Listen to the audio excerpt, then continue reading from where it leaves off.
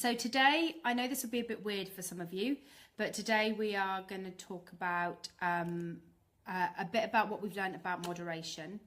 And we decided to do that for a couple of reasons. One is that obviously there are still lots of people in the group wanting to achieve moderation. And also I'm still very passionate about the fact, I'm still very convinced about the fact that actually, whilst we might have many different goals in this group, most of what we need to do in order to manage our drinking goals is the same. It's all about behaviour change. It's all about setting goals and wishes. It's about overcoming the very similar obstacles. It's about rethinking that relationship with alcohol and understanding the place that it puts in your mind, that society has put there. But we're dealing with lots of the same things. And so occasionally the group rubs up against each other because you've got some people moderating and some people going alcohol free. But I want everyone to know that everyone's welcome here. Yeah, and if we can't get along, then who can, really? Yes, and Jussi is a moderate drinker, as you know.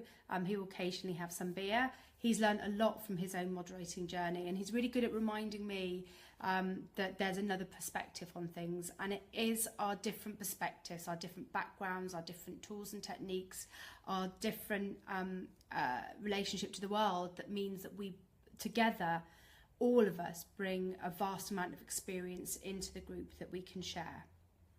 And that will always be important. Yeah, and there's definitely more that unites us than divides us. Like all the alcohol-free drinks, they're good for everyone.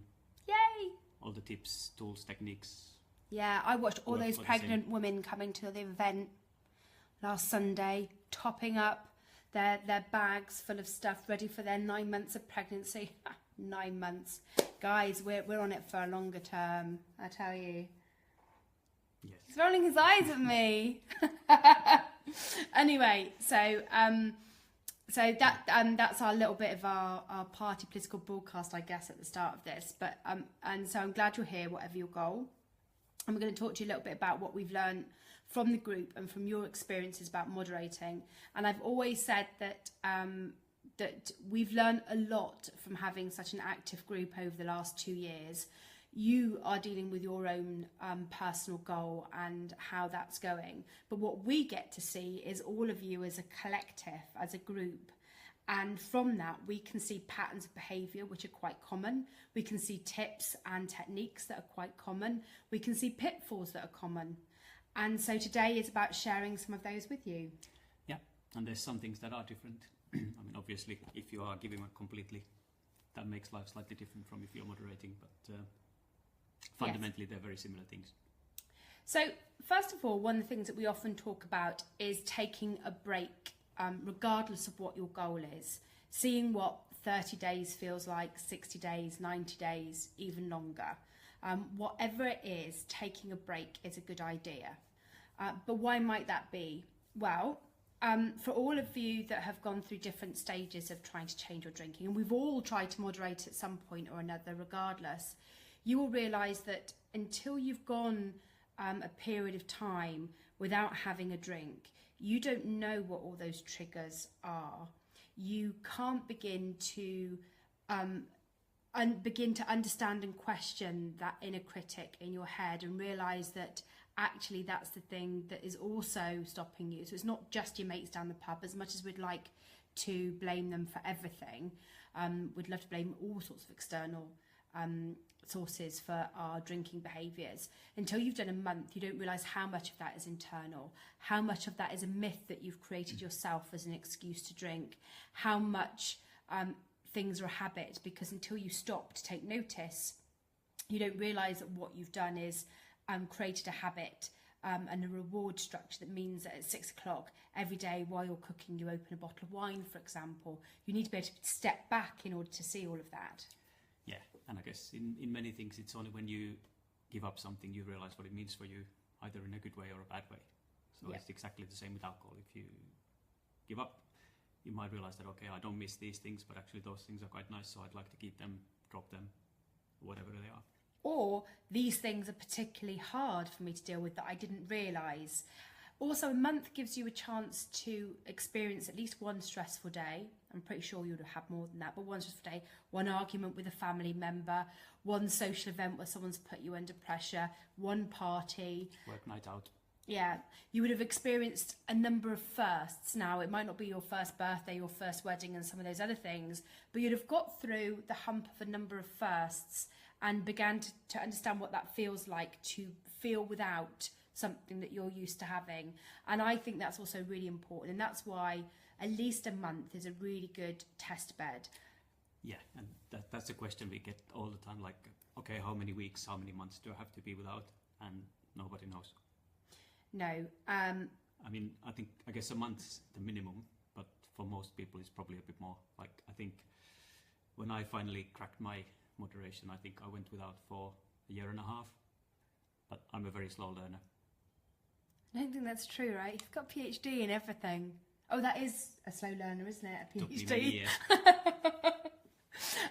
But the other thing is I would say, as somebody who has now given up, I would say it took me 2 years before I felt like I didn't feel awkward in any way about not drinking anymore, and that some of those psychological, social pressures had gone. And actually it may be that you need to get to that point before you can begin to reevaluate where you want to go next. So a sober sprint, we think, is really valuable. How long that sprint is, we don't want to dictate, but the longer you can do it, the better. And wishing for the end of the month because you've decided a month is what you're doing tells you something else completely, which is that actually maybe you need to go more. And it'd be great if there came a time where you actually know that, okay, now I'm ready to go back to drinking moderately, but I'm not sure it works that way either. So you might have a feeling that, okay, now I've done enough, but when you go back to drinking moderately,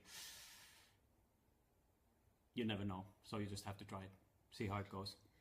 The other thing is you may use a time frame as an excuse to get back on it, to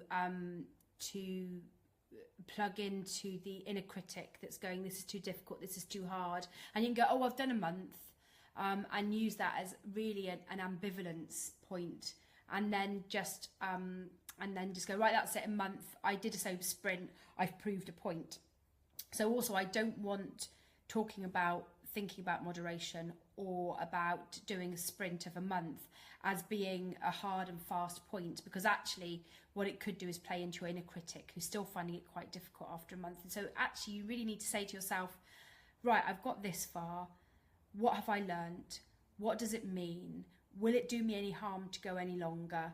What could I learn if I did longer? Am I hankering for a drink now at the end of a month? Do I feel I need a reward? That tells me something in itself. And am I using this as an excuse? Is this ambivalence creeping in? Is this an excuse for giving ambivalence a word that seems acceptable, which is I've done a sprint? So you see how complicated it is, really. Yeah, but I mean, on the other hand, it's also really simple advice to give to anyone who drinks any alcohol at all, because they've done some, studies, people who've done a dry January, and they've actually all, or most of them, even after 6 months, they drink less than they did in December, and it gives your body a month to recover and your liver a bit of a break. But so really, taking a month off once a year is a brilliant piece of advice for anyone.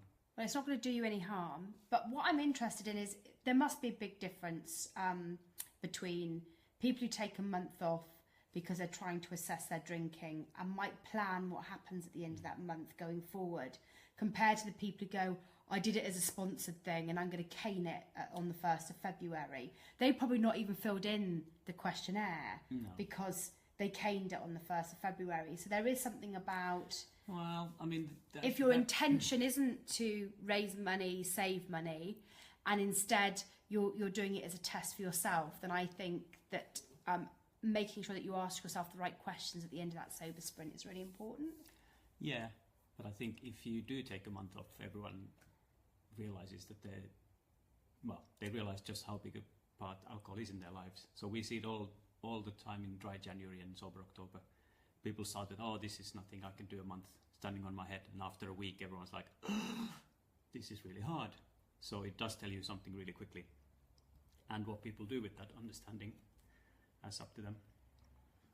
But I think by being part of Club Soda, you can do a lot with that knowledge, because you can begin to ask other people what happened for them, what choices they made. Now, it's all just advice and we're all different people, but I think being able to say, actually, I surprised myself by really finding it difficult after 2 weeks, tells you something. Share that knowledge with other people.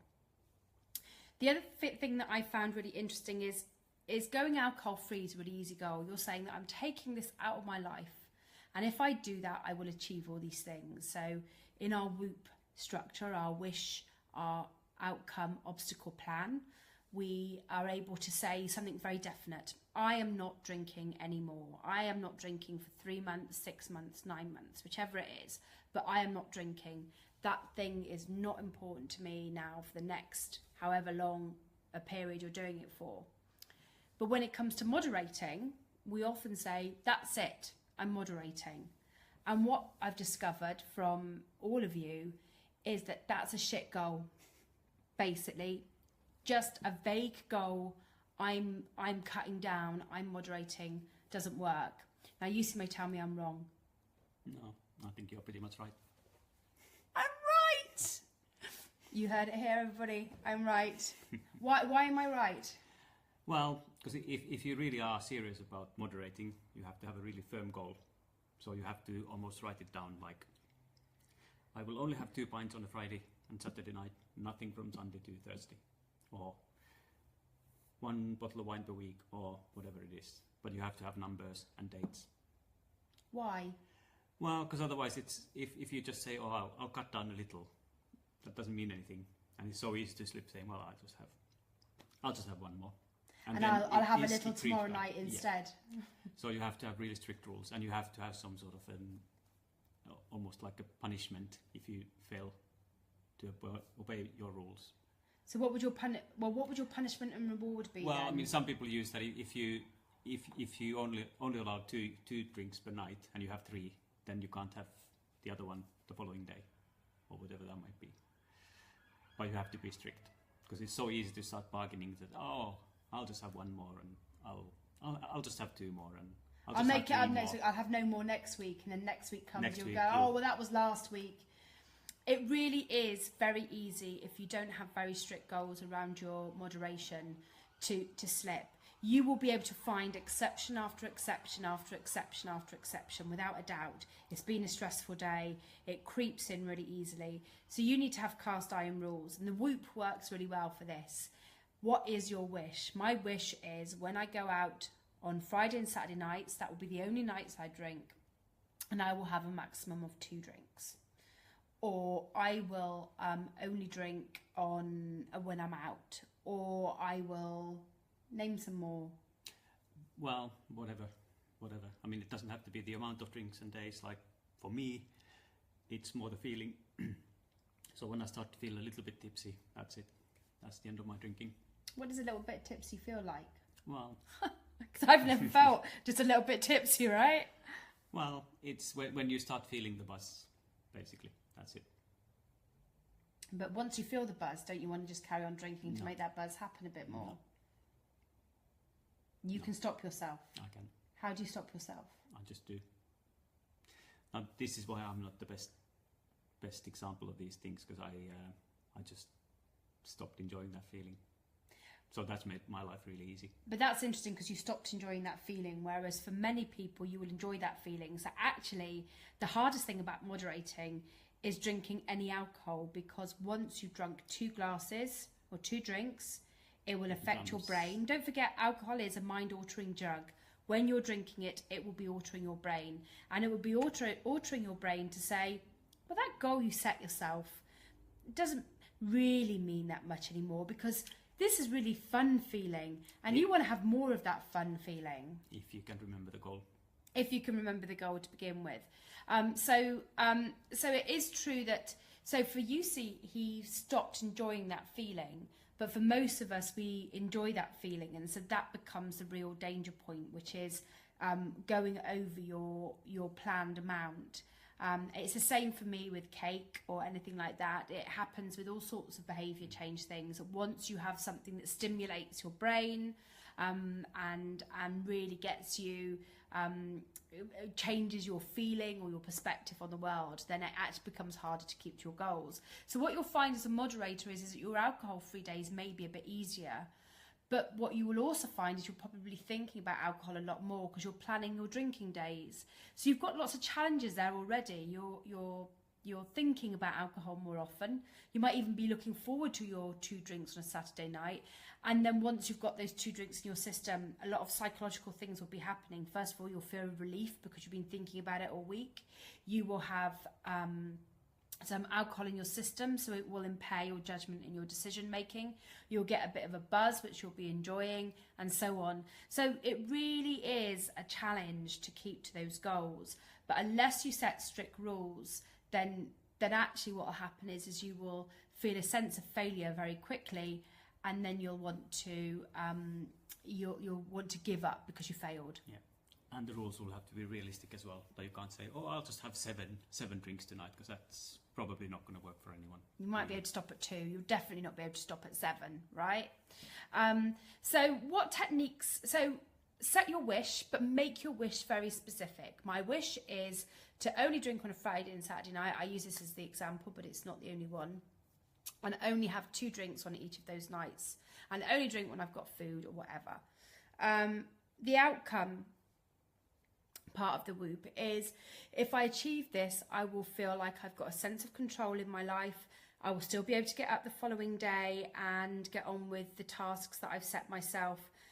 I will follow it with 7 days alcohol free, which means that I will be able to, however many days alcohol free, I'll be able to do all the other things that I've said I'm doing. Because don't forget, your alcohol free days are to be celebrated as well. So, if you stick to your goal on your Friday night, then you know that you've got a stretch of 5 or 6 days ahead of you where you can concentrate on being the best person you can be, without loads of hangover in your system. Don't forget, you don't need to drink very much. You only need about 3 or 4 drinks on a Saturday night. It takes 3 days for that to come out of your system and for you to feel right again. Yusi's nodding at me. Yeah. Cool. So we've talked about the goals. We've talked about what the outcome is, how you will feel, how you will think, how excited you'll be if you achieve that goal. It's really important to say what that goal means to you, what that wish means to you, because when you're making a decision on an evening, you can say, if I say yes to a drink now, what am I saying no to? I'm saying no to a sense of achievement, a sense of getting control over my drinking, which is why I set this goal to begin with. So always remember that if you say yes to a drink, what is it you're saying no to? Going home at a reasonable hour. Yeah. For example. Yeah. Oh, reasonable hour? What, like 1 or 2 a.m.? No, like 10 p.m. at latest.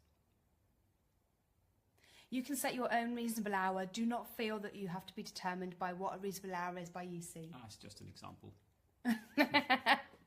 Cool. So how might also you go about achieving this goal, right? What are the tools and techniques that are different from going alcohol free? Going alcohol free, you can take alternatives. You can have excuses to get away from things. You could even possibly avoid some things by not going in the first 2 or 3 months. So you've got avoid, escape and control tactics. But you have those with moderating as well. And so we're going to take you through some of those. Mm-hmm. Where are we going to start? Planning. Which we've sort of covered, I guess. Well, it is. It's the O and the P of the Whoop, which is thinking about your obstacles and then the plan for them. And your biggest obstacle for you guys is alcohol itself, once you've started drinking. So my first tip is to not have an alcoholic drink as your first drink. Because by the time people have got to their second drink, and I found this really early on in giving up for me, that once people had got to their second drink, I didn't want one anymore. That FOMO had disappeared. They were beginning to get a bit tipsy, and I was already beginning to feel proud of the fact that I hadn't drunk anything. So actually, the longer you can delay the first drink, the better. Even if that means you don't have one till 10 o'clock and you go home at 11 o'clock, that's actually a bonus. Yeah, or going in a bit later. Like my worst things were work nights out with colleagues. So I used to always say, oh, I'll just finish this email, but I'll see you in the pub. No, don't order for me. I'll get something when I get there. It might take me half an hour. And then I sit in the office for half an hour and join them a bit later. Or get there early and get your drink in first. That works as well. It's possible, but actually keeping out of the rounds is really important because you'll feel an innate social pressure to be part of that. So get there just before or go to the bar before you join the group. Whatever you do, try and delay as much as possible and don't join in the rounds. Yeah, never do rounds. Never join in the rounds, right? Because you'll only feel shortchanged or you'll feel you want to get your money's worth. And so that forces you to drink because we're incredibly tight Brits. If something's free, we'll go for it. Glug, glug, glug, glug, glug, glug, glug. Dealing with free drinks is a whole nother workshop on its own. But actually dealing with, but then feeling we're being shortchanged because we're part of a round is another real big trigger to changing your drinking. So I can just see my arms going on the, I'm going to just close that. So be prepared for that. Avoid those things as much as possible. And the other thing to do is to go for a single or a smaller glass. Again, it's really hard for us to do because you can have 2 shots for the price of 1 shot or 1.5 shots, or you can have a large glass of wine for just £1 more. Every time you get that offer now, you have to have a mantra in your head. No, actually, that won't do me any good. It's not worth the money. I'm going to stick to my limit. And so I'm going to show you, right, how much 1 shot is. So this is just over. This is a single shot of spirit. And that is, in unit terms, 1 unit. You can only have 14 of those in a week if you're sticking to the recommended amount of units. You might have a different measure in your mind, but this is a useful one for now. You can only have 14 of those in a week. Now, if you have one of those topped all the way up with soda or lemonade or whatever, and have only a single and a mixer for the whole evening, and you have 2 or 3 drinks, then you've had how many units? You've had 2 or 3 units. If you continually have the doubles, then you have 6 units, and your chances of having a hangover, your chances of not sticking to your goal are highly increased. So go for 1 unit, or go for the small glass of wine. Wait a minute, where is it? Which this might be just short of because Jussi drank some of the free Corsten's Press. This is 1 glass of wine, right? Smallest. 1 to 5 mil. It's 125 mils, and you can have 9 of these in a week. But if you go for a large glass, which is up here, not only are you doubling what you're drinking, but it means that in theory you can only have 4 of those in a week, and you'll be impairing your ability to make any decisions beyond that. So if you've got a limit that's around drinks, don't say I'll just have 2 drinks and then have the biggest bugger off drink that you could possibly have, which is in theory 4 drinks or 2 drinks. Go for the smallest unit possible. It's another way to reduce your alcohol consumption. And that's actually a paradoxical thing, but sometimes going for a stronger drink gives you less units. So having a massive glass of wine, that's 2 units, but a single sort of spirits is just the 1. So as long as you top it up with enough mixer, you will get less alcohol. So that's a really good tip. Another tip? Other tips, well, if you drink beer, make it a shandy. You can reduce your alcohol by half and buy smaller portions like half pint, smaller glasses of wine, single serve wine bottles. Jussi's currently drinking a 2% bitter from Morrison's. He was worried it might be a trigger, but I think it's really important to realise that a non-alcoholic beer or even a 2% beer, again, is reducing everything that you drink. Yeah, so less than half of what you usually get in a pub, which is pretty good, although you can't get these in pubs. No, but that's a whole different story. But you can go for a 3% beer rather than a 6% beer. If you can find one. If you can find one. Any other tips you see?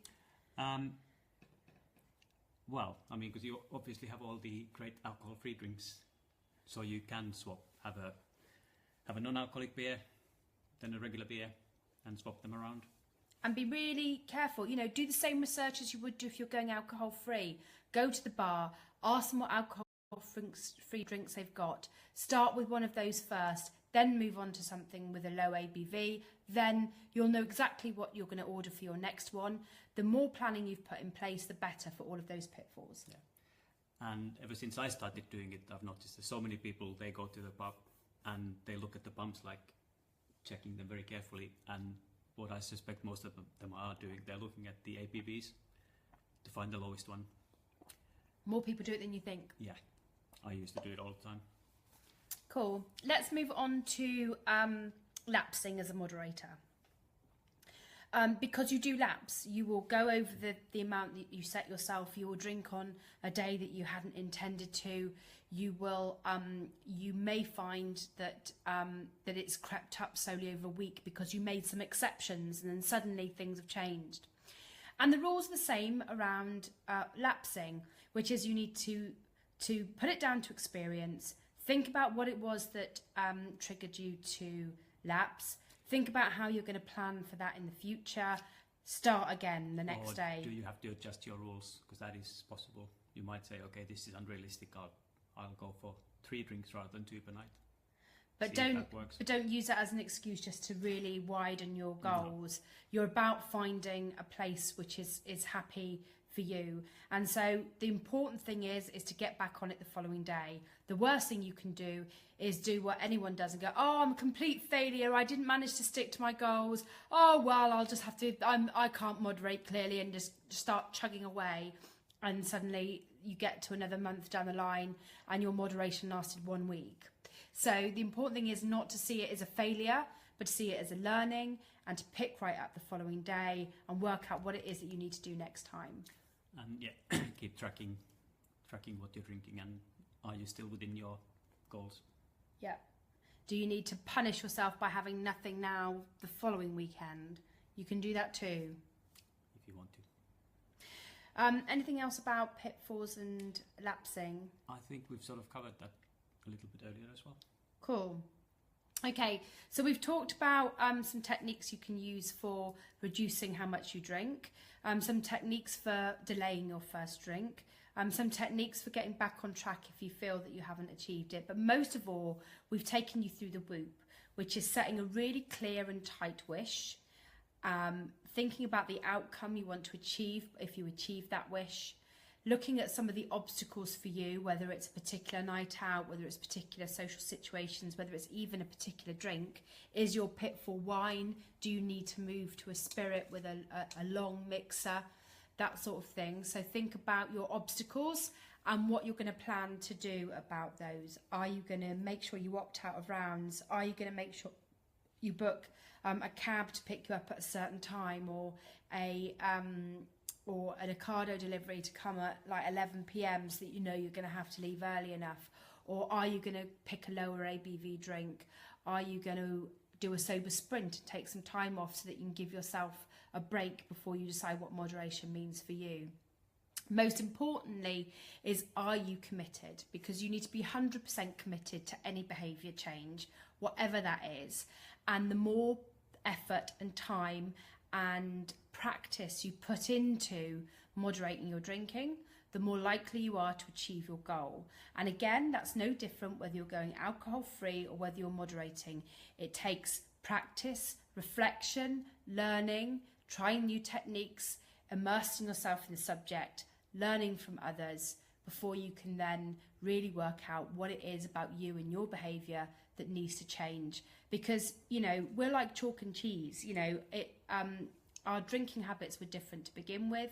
The journey that we've both taken to get to where we are with our drinking is different, and what we both feel we can do in the future is different. So I don't think I can drink anymore, but Jussi has confidence in his own skills and his own willpower to be able to do that.